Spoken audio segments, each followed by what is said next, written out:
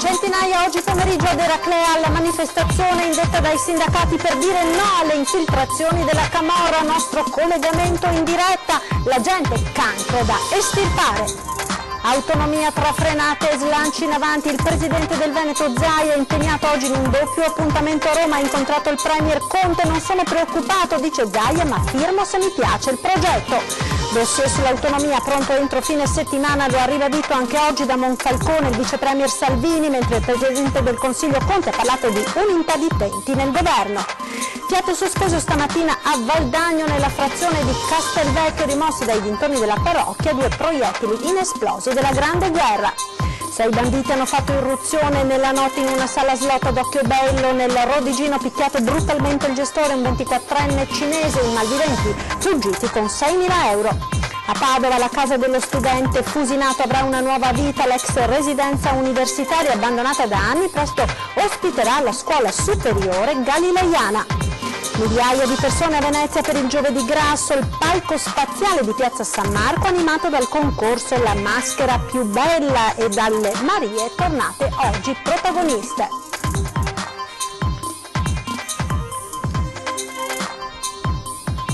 Buonasera, ben ritrovati con l'edizione del Veneto dei nostri telegiornali. In primo piano l'avete sentito dai titoli, la manifestazione di oggi pomeriggio ad Eraclea. Sono centinaia le persone che sono scese in piazza per dire no alla Camorra, ma colleghiamoci quindi subito in diretta.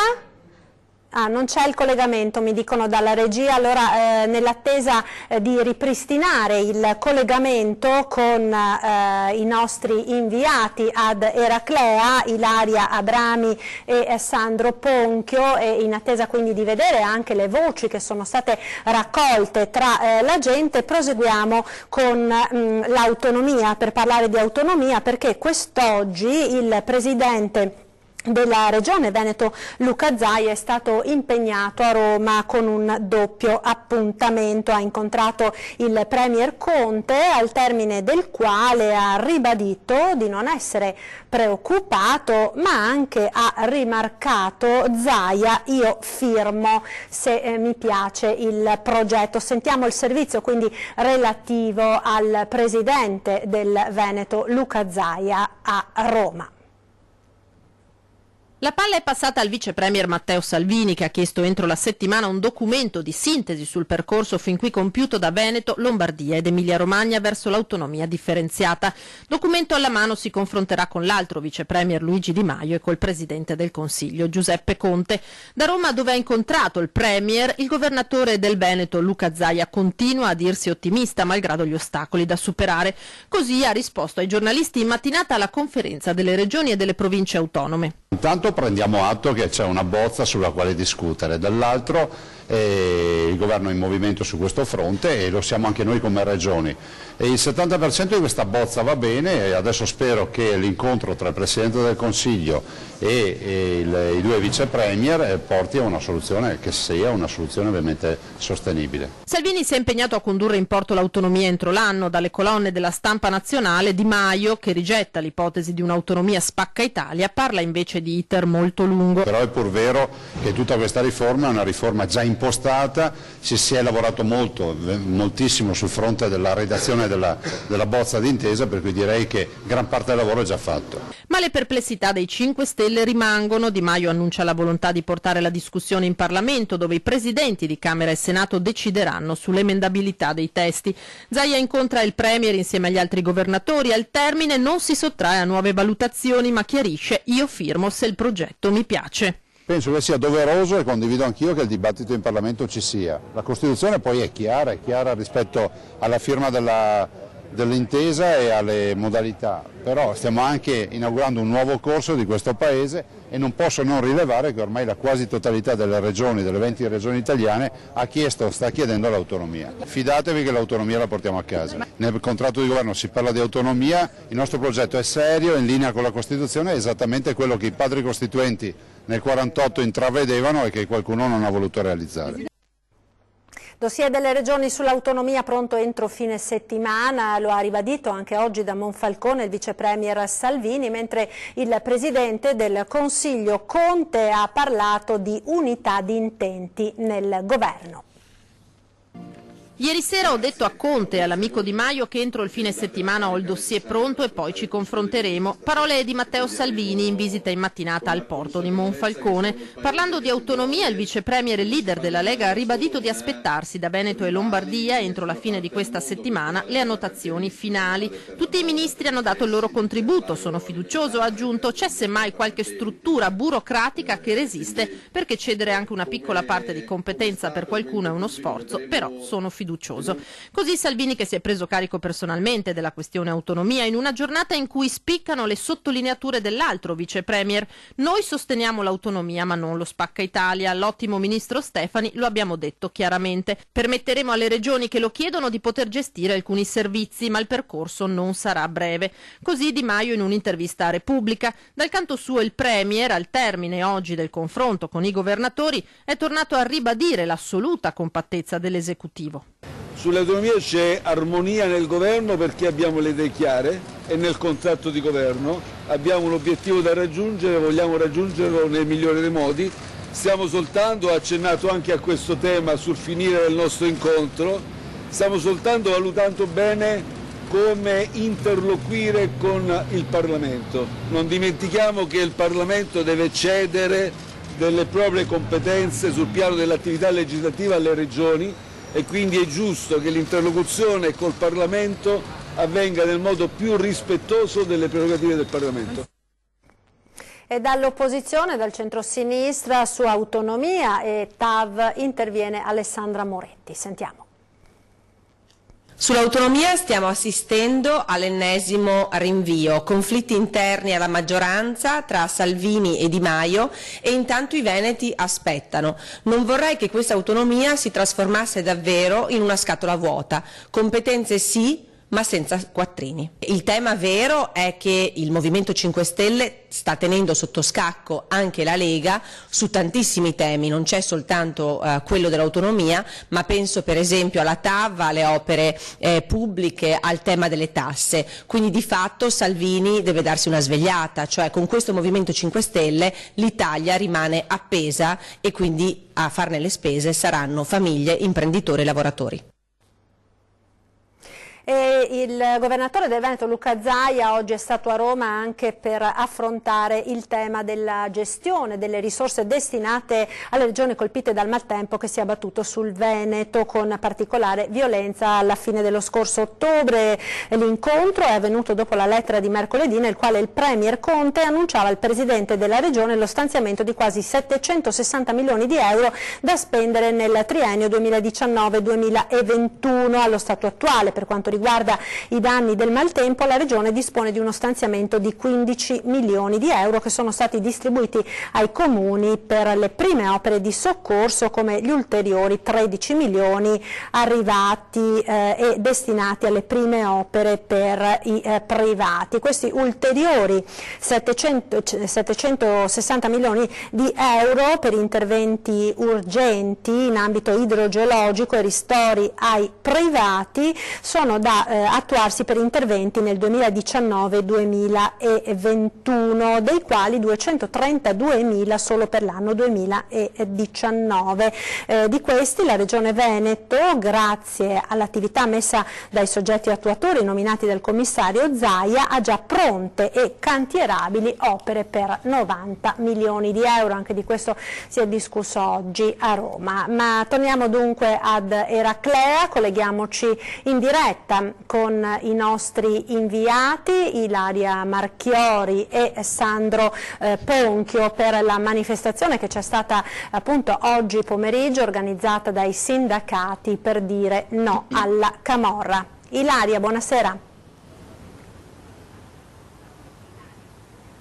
Sì, buonasera Marta, buonasera a tutti i telespettatori. Ci troviamo qui davanti al municipio di Eraclea, dove si è conclusa da poco la manifestazione che è stata organizzata ed era stata annunciata giorni fa dalle sigle sindacali unite CGIL, CISL e UIL. Fermiamoli per dire basta alla mafia, all'omertà, alla corruzione. Questo è il titolo che è stato dato alla manifestazione voluta a seguito della maxi operazione che c'è stata una decina di giorni fa da parte di Polizia e Guardia di Finanza, che ha dato un duro colpo alla camorra, nonché all'arresto del sindaco di Eraclea. Ecco perché si è deciso di farla proprio qui davanti al municipio. Mirko Mestre, accusato di voto di scambio. C'erano circa 300 persone, tantissime in realtà sono venute da fuori. Infatti alcuni sindacalisti ci hanno riferito che i residenti, ovvero gli abitanti proprio di Eraclea, in realtà che hanno preso parte a questa manifestazione erano pochissimi, probabilmente qualcuno ha detto probabilmente per paura, qualcun altro dice invece perché è demoralizzato, perché insomma ancora incredulo per quanto accaduto. E allora ascoltiamo alcune delle voci delle persone che hanno deciso di prendere parte a questa manifestazione nel prossimo servizio. Perché ha deciso Damira di venire fino a qui oggi per prendere parte? Perché o si sta da una parte o dall'altra, io sento di stare da questa parte. La parte della legalità. Esatto, penso sia il minimo. Questi fenomeni vanno arrestati all'inizio, perché quando si radicalizzano poi è veramente difficile da estirpare, quindi tenere alta la guardia sempre in ogni caso. Comunque queste cose qua vanno perché la criminalità va dove girano i soldi, sappiamo benissimo che il Veneto, cioè i soldi che girano nel Veneto trovano facili, diciamo così, humus per radicarsi, quindi veramente bisogna dare un grido d'allarme, se posso dire così, no? Aver saputo di quanto accaduto, dell'arresto del sindaco, insomma di tutto quello che è successo, l'avrà immagino molto scossa, le fa anche paura? Beh, insomma, da molti anni che si parla anche di queste cose, con l'arrivamento del Felice Maniarola, non è una cosa che si annava di adesso. Certo che mi fa paura una società del genere. Buttar via tutto quello che può essere omertà e denunciare, non stancarsi di denunciare, credo. È l'unico fare i cittadini e non sudditi. Qual è il messaggio che lei vuole dare? Il messaggio di solidarietà nei confronti della gente che vive in questo ambiente che è veramente pericoloso. Quando vedo che arriva una telecamera e non ha coraggio la gente di farsi vedere, è impegnativo. Quando vedevo la gente del meridione che si nasconde, ma com'è possibile? Adesso ho capito. Hanno per i capi le teste, ma chi fa che spara e che uccide sono gli operai, dicono, sono in giro e li vedono. Hanno denunciato chiaramente che ci sono in giro, perché bisogna prendere la testa e anche la coda. La prima cosa da fare, direi una cosa pesantissima, bisogna mandarli via da qua. Parliamo degli immigrati che vanno fuori, devono andare via quella gente là, non devono stare qua, sono pericolosissimi, è un cancro. Avete sentito, dunque è un cancro, e poi a gran voce c'è chi dice bisogna denunciare. Alla manifestazione naturalmente hanno preso parte anche esponenti del mondo politico, perché dicono è proprio dalla politica che bisogna partire, che bisogna cercare di fare al più presto qualcosa per evitare che questo fenomeno si possa espandere anche nel nostro territorio e oltre. Da Eraclea è tutto, se non ci sono domande restituisco la linea allo studio.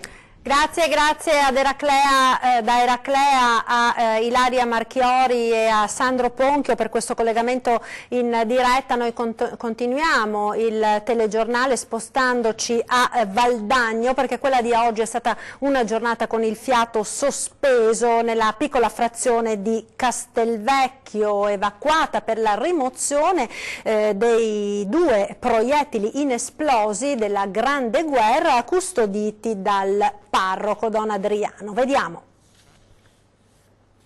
Poco dopo mezzogiorno e mezzo i 2 proiettili di cannone calibro 149, lunghezza circa 45 cm, simili a questo, lasciano il terreno della parrocchia di Castelvecchio, dove il parroco Don Adriano Campiello li aveva isolati. I militari dell'8° Reggimento Genio Guastatori di Legnago, Verona, dal mattino presto hanno lavorato per rimuovere in sicurezza i 2 ordigni risalenti alla Grande Guerra, ancora carichi di esplosivo. Chi li aveva portati all'83enne sacerdote, da 60 anni recuperante ed esperto di cimeli di guerra, aveva detto di non conoscere questo particolare. Eppure qualcuno aveva tentato di svuotare del contenuto uno dei 2 proiettili senza riuscirci. Così Don Campiello ha chiamato i carabinieri. Lui che ha sempre trasformato il raccolto dei recuperanti in opere d'arte. Tutta l'area del sagrato di Castelvecchio è stata isolata, accesso vietato in chiesa e anche l'anziano parroco ha chiuso la canonica e se n'è andato. La colonna, composta da polizia locale, carabinieri di Valdagno, Croce Rossa con ambulanza militare e personale medico, è scesa lungo gli 8 chilometri di tornanti che da quota 800 metri di Castelvecchio riportano a Valdagno. I 2 ordigni sono stati fatti brillare in un luogo idoneo lungo l'Agno. Fine di un incubo per ora. L'attività dei recuperanti però prosegue. È un'attività comunque pericolosa che sarebbe bene cessare, perché comunque si parlano di ordigni bellici che spesso e volentieri sono datati, instabili e sono un serio pericolo per l'incolumità pubblica. Abbiamo visto un episodio precedente qua proprio a Valdagno, dove il recuperante aveva riempito il garage di un condominio proprio di ordigni bellici anche di alto potenziale. La cronaca dalla provincia di Rovigo: 6 banditi hanno fatto irruzione nella notte in una sala slot di Occhiobello e dopo aver picchiato il gestore si sono impossessati di 6.000 euro. Il fatto è venuto poco dopo la mezzanotte ai danni della sala Atlantic City gestita da un cinese di 24 anni. I malviventi hanno percosso il giovane proprietario che ha riportato varie lesioni, poi hanno arraffato 6.000 euro contenuti nella cassa e sono fuggiti. Continuiamo con la cronaca, andiamo nel Padovano dove i NAS hanno scoperto un falso dentista.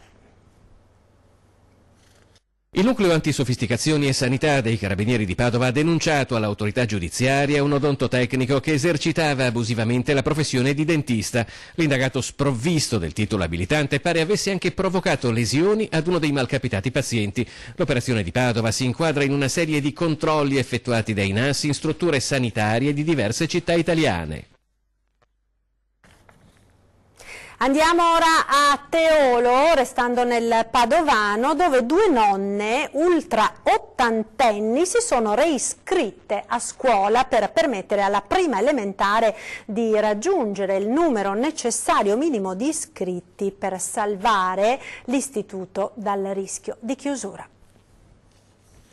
Camilla è del 1933, Maria è di un anno più giovane. Per diversi motivi entrambe non hanno avuto la possibilità di conseguire la licenza elementare e ora, più di 70 anni dopo, entrambe tornano a scuola alla Don Bosco di Teolo. Ma Camilla e Maria si sono reiscritte anche per permettere alla prima elementare di raggiungere la soglia dei 15 iscritti e di fatto contribuire così a salvare l'istituto dal rischio chiusura.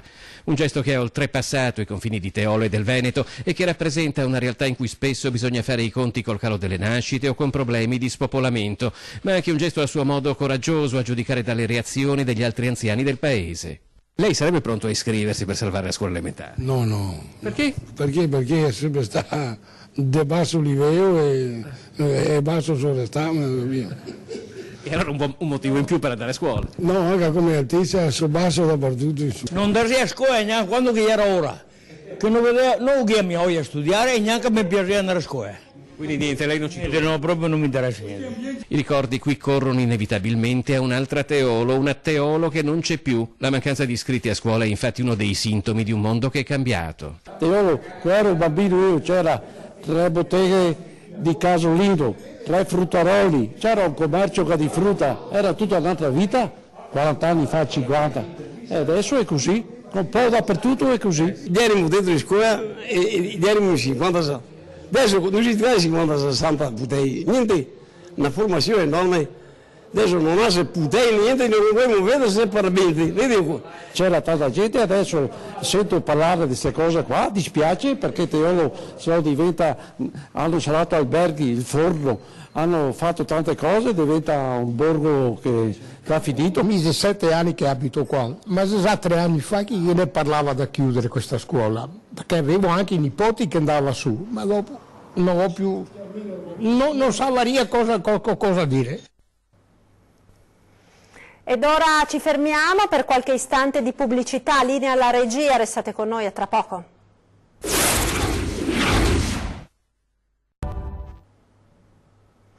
Ed eccoci nuovamente in diretta con l'edizione del Veneto dei telegiornali di Antenna 3. Torniamo a Padova, dove la casa dello studente Fusinato avrà una nuova vita. L'ex residenza universitaria abbandonata da anni presto ospiterà la scuola superiore galileiana. Il Ministero ha stanziato 11 milioni di euro. Ora la vedete così, fatiscente, la casa dello studente Fusinato, vicino alla mensa Marzolo, da tempo occupata dal collettivo del Centro Popolare Gramigna. Due spazi che hanno vissuto anni di storia dell'Università di Padova, ma che versano nel più totale abbandono. Presto questi due edifici torneranno ad ospitare l'eccellenza padovana, le menti più brillanti ammesse alla Scuola Galileiana di Studi Superiori dell'Ateneo, per intenderci l'equivalente della Normale di Pisa. Dal 2004, da quando è stata istituita, gli studenti ammessi non hanno mai avuto uno spazio proprio. Ora il Ministero dell'Università e della Ricerca ha accettato il progetto di ristrutturazione presentato nel 2017 dall'Ateneo Patavino e finanzierà 11 milioni di euro per rigenerare la casa dello studente Fusinato, 6 piani di alloggi, aule studio, laboratori e servizi ricreativi per gli studenti della scuola galileiana. Accogliendo lì gli studenti della Galileiana ampliamo il numero di posti per tutti gli studenti, perché vuol dire che gli studenti della Galileiana, che in questo momento sono nelle altre case dello studente, liberano quegli spazi e quindi la nostra ricettività complessiva, i posti messi a disposizione dei nostri studenti aumentano e quindi qualità di studio che cresce ancora. Gli iscritti sono 146, al termine del loro percorso il 90% trova lavoro. Invito veramente tutti gli studenti e le studentesse giovani dopo la scuola superiore a mettersi in gioco e fare il test per la scuola galileiana. Qual è la fotografia dello studente galileiano? È uno studente come tutti. È uno studente appassionato, curioso, che vuole mettersi in gioco. La nuova veste della casa dello studente arricchirà l'offerta del quartiere universitario del Portello, popolato da numerosi dipartimenti, una cittadella per gli studenti, rigenerando spazi abbandonati al degrado. Entro fine anno il bando esecutivo, ad inizio del 2020 l'avvio del cantiere, per la fine del 2021, inizio 2022 la residenza universitaria sarà pronta, giusto in tempo per festeggiare i 100 anni dalla costruzione e gli 800 dalla nascita dell'Università di Padova. Continua la gara di solidarietà per il piccolo Joe lanciata dalle emittenti del nostro gruppo. Oggi siamo tornati a trovarlo e mamma Erika, emozionata, ci ha detto che sono stati già superati i 100.000 euro. C'è stato uno sprint pazzesco, ad oggi siamo a 115.000 euro.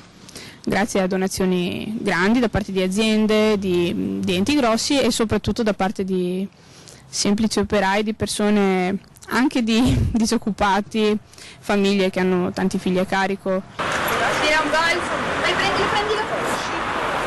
Vieni, dai. Tiro, gol! Il primo gol è stato segnato. La raccolta fondi per permettere le operazioni in America del piccolo Joe ha raggiunto in queste ore quota 115.000 euro, uno sforzo corale sostenuto dalla nostra emittente. In questo sprint c'è stato proprio grazie a questo servizio a Rete Veneta che ci sta supportando ogni giorno, che ha preso sotto la sua ala Giovanni, lo ha accolto come un figlio, come un nipote.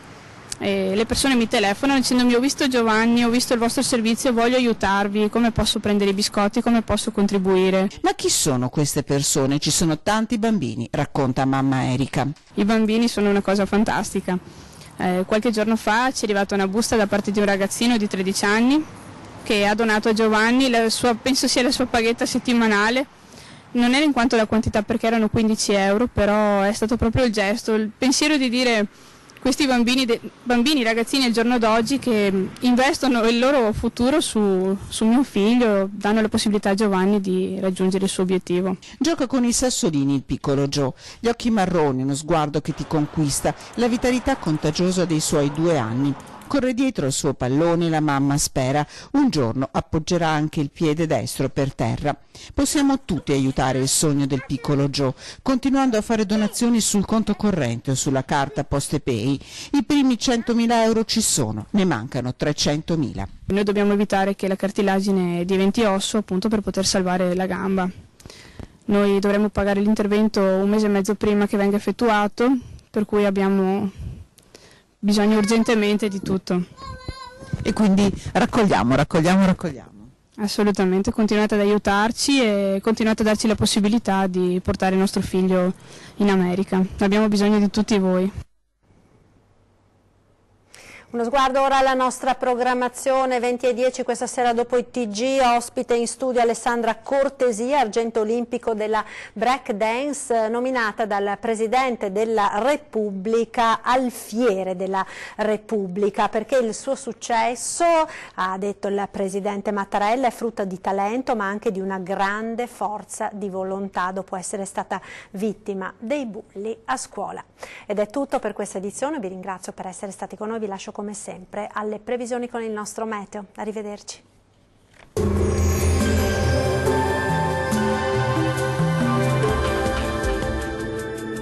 Ben ritrovati al meteo.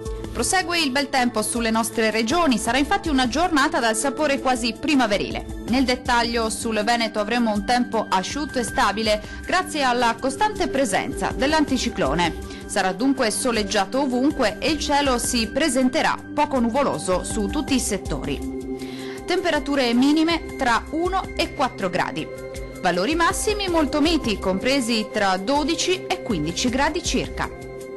Diamo ora uno sguardo al Friuli Venezia Giulia. Anche in questo caso sarà il bel tempo a dominare. Il sole sarà protagonista della giornata e il cielo si presenterà poco nuvoloso. In serata non si esclude qualche piovasco sul Triestino. Temperature minime tra 2 e 4 gradi. Massime molto gradevoli, comprese invece tra 12 e 16 gradi circa. Vediamo infine la situazione del Trentino Alto Adige. Poche novità, sarà soleggiato anche sulla nostra regione, dove il cielo si presenterà sereno o al massimo con presenza di poche nubi a carattere sparso. Non sono attese precipitazioni. Temperature minime intorno ai 5 gradi.